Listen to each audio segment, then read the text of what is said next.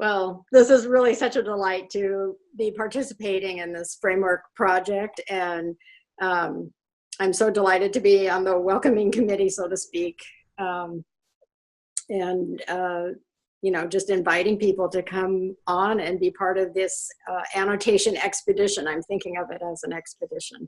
Well, it's very, very exciting for me personally as someone who first came to your father's work by reading the 1962 report some 15 years ago now, and now having the opportunity to try to convene a conversation around a document that is not as widely known as it should be, but one that has been the foundation, I think, for the way your father saw his work, and in many ways, the foundation for the work that you're continuing with the Institute. Yes, absolutely. It was a long time coming because he first got the idea in 1951. And that was when he was engaged to my mother, and he had this epiphany about what he wanted to do with the rest of his career. And one thing led to another in his thinking, because he had this habit of asking big questions and then getting big ideas from that.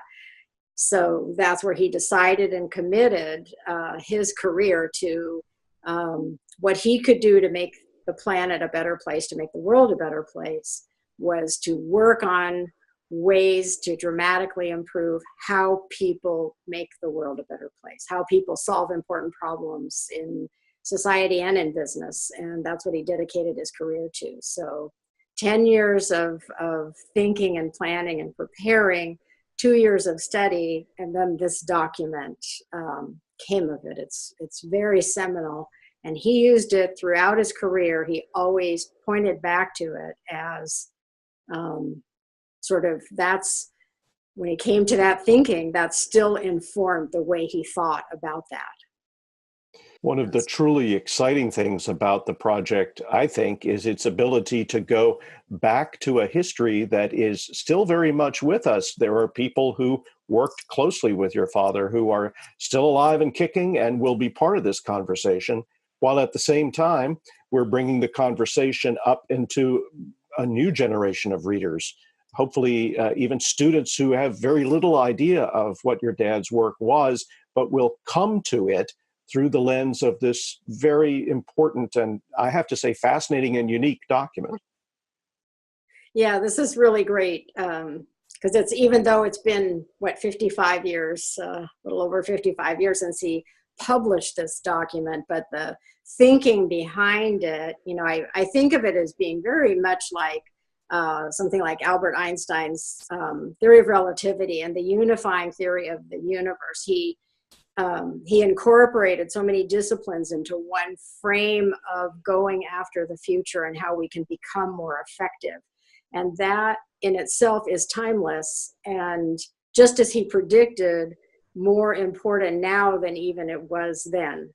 So those ideas, those concepts, and the framework itself, the strategy that he came up with to pursue all of this, it's all there in the document, and it's as timeless as ever. So, hearing from the people who worked with him, alongside him, who encountered his work and got to know him, and then the younger generation, and not just from a historical standpoint, but how do you take this into the future? And that's what first captivated me, I have to say, when I first met you, Gardner Campbell, because that was like 10 years ago, 2009. And you were telling me that, yes, you were teaching courses that incorporated his work, the framework and some other papers, and then other works by other, visionary pioneers like Vannevar Bush and Ted Nelson, Alan Kay, and, all the guys. And then to hear you talk about the way you taught it and the way you designed the courses and ran the courses, I was like, my God, this guy has internalized the framework. You didn't just read it and understand it, but you internalized what he meant by that and how to apply it into how you wanted to take your courses, your projects to a new level of innovation. I so appreciate what you've said, and I have to say that I sometimes get asked, how did an English professor get involved in all of this? Because it's kind of understood that English professors became English professors because they didn't want to be engineers. They were afraid of math.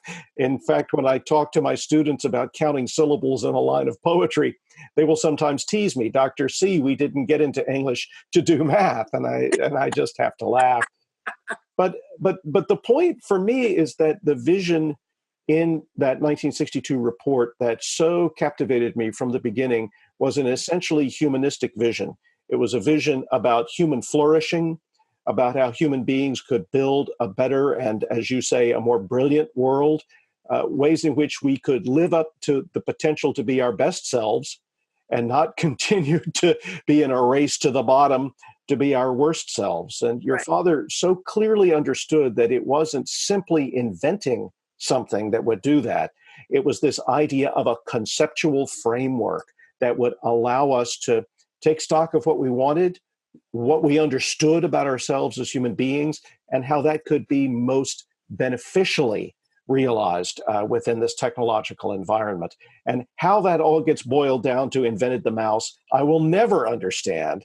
But I hope that this event will help to bring into wider awareness just the richness and essentially humanistic values that are at the center of your father's work in this report and throughout his life. And you've just touched on something that's so important, especially since we're just still in the process of celebrating the 50th anniversary of the big demo that he produced with his team in 1968, and it's now called the Mother of All Demos, and it's hailed as the dawning of networked personal computing and all of that kind of stuff. And he was like, well, those tools, those were just tools. The important thing is what you're trying to do. What are you trying to accomplish? And he was pioneering the organization of the future, because he understood that if you're going to solve big, tough problems, wicked problems that we now call them, it takes organization. It takes a collective effort. And so how do you facilitate that collective effort? And yeah, tools are part of that, but it's how you employ them and then designing the tools that are best for that purpose. And so having that objective and that sort of litmus test on everything they did in the lab, there was a litmus test. Is this helping us be more effective collectively at going after these tough problems? If the answer was no, because it's a fancier display, you don't need a fancier display, you need the capability. So it was all about the capability. Is this making us more capable? And I think, that's really one of the big things that's missing today, is that the way technology actually evolved was not with that litmus test. It was like, gee, we could do this, or we could do that, or like, we can make personal computers incrementally better. Look, we could add networking. That's totally missing the point. And that's, so it's been a struggle, and it was very frustrating for him, because he kept pointing into the future and saying, how do we help organizations become more effective? And that's what that framework defined. And he knew that it would be not just a collective effort, but a multidisciplinary effort. So the framework is a way of getting your hands around the whole thing, getting your mind around the whole thing. And that was what he set out to put into that document. And even in the document itself, there's this lovely meta layer in which he acknowledges that what he's trying to get us toward is a paradigm shift, and that by describing what is right now unrecognizable, he needs to try everything he can think of, which includes that wonderful section 3, the Joe section, which we'll be looking at in the third week of our event, which he himself calls a fiction dialogue format, which makes me think not only of science fiction, but also of even the Socratic dialogues we would find in something like Plato. It's a patient narrative exposition to lead our imaginations into a place they haven't been before. And I have to say, it's so quirky and so entertaining that I've always thought that if things had worked out differently, your father actually should have started writing short stories, because they're so... and I understand he used to tell you, all of your sisters and your brother, stories. He would make them up. He came from a tradition of storytellers, and that even his grandfather, when his grandmother's sister was born, their father wrote to his mother, and the letter was from the new baby. Dear Grandma, I'm born now. And that, you know, so it was a very playful environment that he grew up in. And the stories that he told us when we were growing up, because story time was him telling a story. It wasn't reading a book to us. So he would invent these stories, and they were largely science fiction. So and they were always novel. They were always new. And the only problem was that he would fall asleep before he got the end of his, you know, that chapter. Like, Dad, wake up, finish. So imagine my childhood. Yeah, but he was quite the storyteller. And how the whole thing of how you help shift a paradigm, and that what he finally came to was the hardest thing about changing anything is changing the paradigm. And that's the largest single limiting factor for society, is how you change the paradigm. So that was his first effort in trying to get this whole picture across, or at least the sort of tool part of it, how you could work in this new way in that document. I mean, there have been so many attempts to come to grips with the things your father envisioned that have not yet been built or even fully understood. Right. It may, in fact, be worthwhile to just rewind all the way back to 1962 and say, let's look at this again. Let's move through it in a collective way, born of our individual understandings. And out of that conversation, perhaps some synthesis can emerge that we can move forward on. And I'm hoping that we'll have a chance to talk about that when the event is over. It's the first iteration in a bootstrapping process, but certainly not the last word by any means. Right.